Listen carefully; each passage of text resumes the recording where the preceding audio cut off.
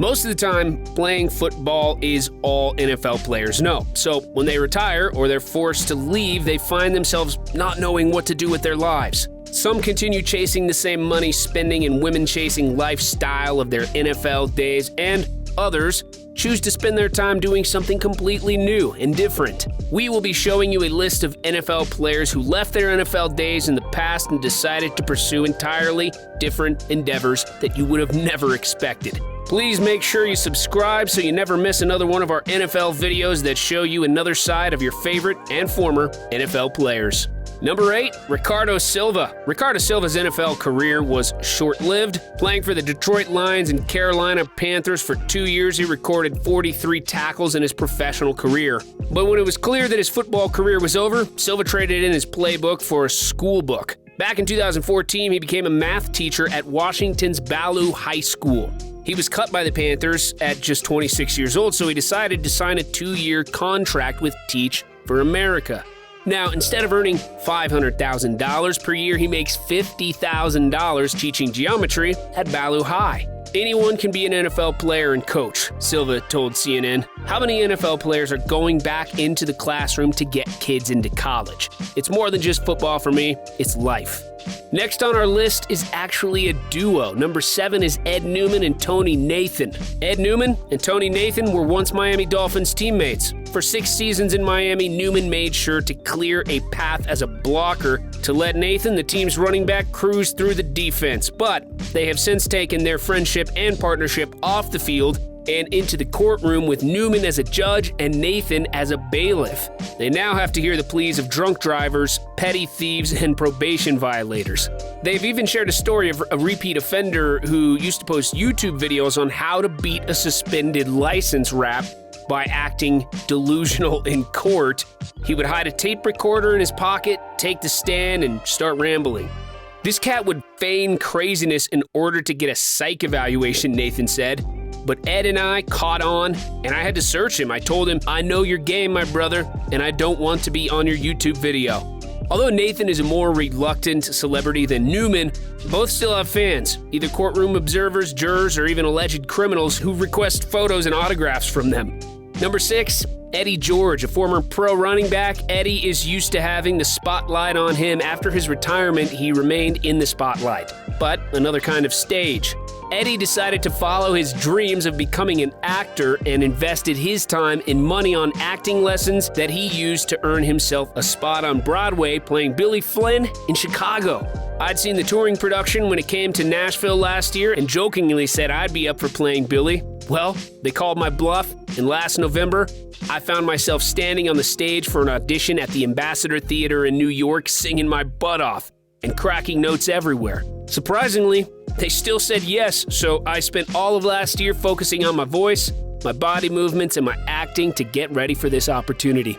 Eddie had definitely found his true calling, saying that every word that I say, every song that I sing, and literally every move that I make has much purpose. Number 5, Tai Law. Tai Law is still making some serious hops after retirement with his launch trampoline park. His creative retirement is a chain of entertainment facilities that are designed to put some spring into people's steps. Law oversees a fun-filled business with over 25 locations that offer both adults and kids endless indoor fun as a chance to remain active. In the spring of 2012, Tai Law, already 3 years removed from his all-pro career, needed someone to build a deck for his home, so he called Rob Arnold, a local contract whose flyer he had received in the mail. As it turns out, Arnold used to visit Patriots training camp in the early 2000s and would watch Law practice. He never imagined that one day he would be working in the house of a Hall of Famer. Over the course of the summer-long project, Arnold and Law became friends, and one day, Arnold mentioned a trampoline park that he and his wife had recently been to in Orlando.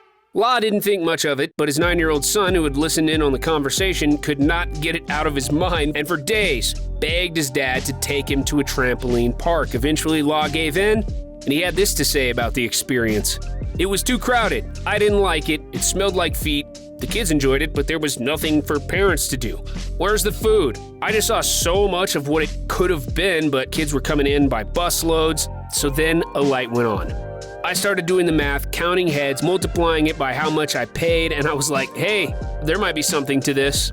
Afterwards, Law called Arnold asking if he'd be interested in doing the trampoline park. Arnold was then appointed CEO of the park. I was always going to go into business, going to do something on my own when I was done with football. Getting cut, all that other stuff that happens in the game, I want to do all the hiring and firing myself, Law said. Perhaps a 15-year NFL career and a Pro Football Hall of Fame ring is not fun enough as owning your own trampoline park. Number 4, Kareem McKenzie. NFL players are surrounded by brutal physicality and a macho culture that pushes feelings aside to never openly discuss them. So it was interesting to see McKenzie after retirement sitting in a psychologist's chair, ready to encourage others to be open about their feelings. Retiring from the NFL after more than 10 years of playing, McKenzie sunk into a deep depression. He did not know what to do with himself without his previous football routine, working out, practicing, meetings, and preparing for games. He felt lost. He felt unprepared for the rest of his life. Fortunately, he was able to find counseling help, which allowed him to begin the next chapter of his life. He was inspired to go back to school with the intention to one day help others the same way that he had been helped. Depression as a whole, people don't understand it. There are always ways you have no sense of happiness. You have no energy to do anything. You don't want to be around anybody, said McKenzie. McKenzie now spends his time counseling current NFL players. Number 3, Wayne Corbett. Wayne Corbett saw his NFL career come to a premature end due to a severe concussion. But he continued to thrive after leaving football behind. Corbett stayed in New York after he retired in 2005 and worked his way up the ranks in the financial world. He managed to successfully navigate Wall Street through jobs with Morgan Stanley and Barclays Capital, to name a few. To top things off, Corbett became a part of a 6-person wealth management team with $2 billion in assets that joined Stifel Financial Corp. Number 2, Drew Bledsoe. Drew Bledsoe was injured in 2001, which paved the way for Tom Brady to take over the New England Patriots quarterback job. As you already know, the rest is history, with Brady going on to become an all-time great. But what happened to Bledsoe? Well, things turned out pretty good for him too. After sticking around for 5 more seasons in Buffalo and Dallas, Bledsoe began his second life back home in Walla Walla, Washington. He used his NFL earnings, which included a then-record 10-year, $103 million contract in 2001, to build and develop a winery in Washington. The Doubleback Winery has since become a well-known winery by wine experts in the state of Washington and other states. His winery was even included in the prestigious Wine Spectator publication that ranked the Doubleback Cabernet Sauvignon 53rd on the list of top 100 wines. Not bad. And coming in at number 1, you've got Myron Roll.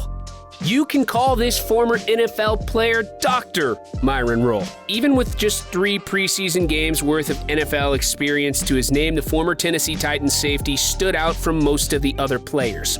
An FSU graduate, he became one of just 3 players to reach the NFL after earning a Rhodes Scholarship. He even postponed his NFL shot to attend Oxford University. After being a part of a sport notorious for head injuries, Roll graduated from the FS School of Medicine and then took a neurosurgery residency at Massachusetts General Hospital and Harvard. Today, Roll is looking out for the safety of coronavirus patients at Massachusetts General Hospital. Now in the 3rd year of his neurosurgery residency, Roll's life is typical of doctors across the country during this pandemic.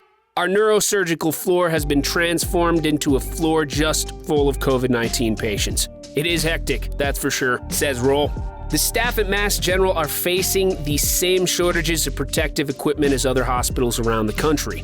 But one way Roll is able to meet the challenges each day brings is by thinking back to the lessons he learned under Bobby Bowden, the praised Seminoles coach. Football has never left me. I still wake up in the morning and think of the operating room like a game, like it's showtime. Let's perform. I gotta do what I gotta do because people are counting on us right now. This is our time to help very sick people, so that motivation continues to drive me every single day.